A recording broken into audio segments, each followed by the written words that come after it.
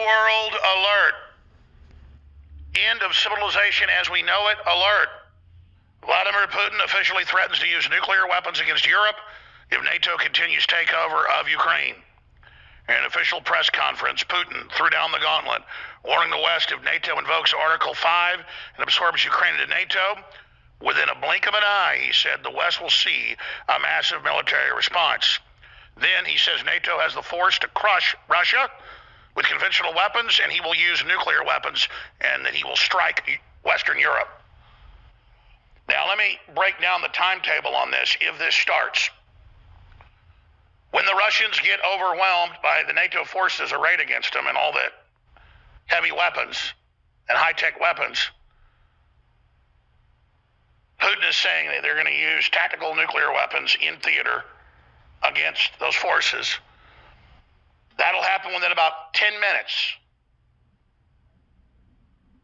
At that point, the orders will go out, and cruise missiles all over Europe, hypersonic, will be fired at Russian military bases.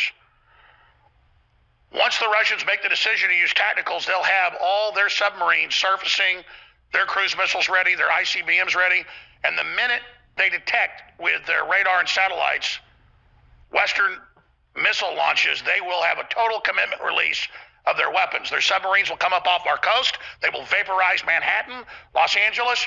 All of the Russian cities will be vaporized as well. Western Europe will be vaporized.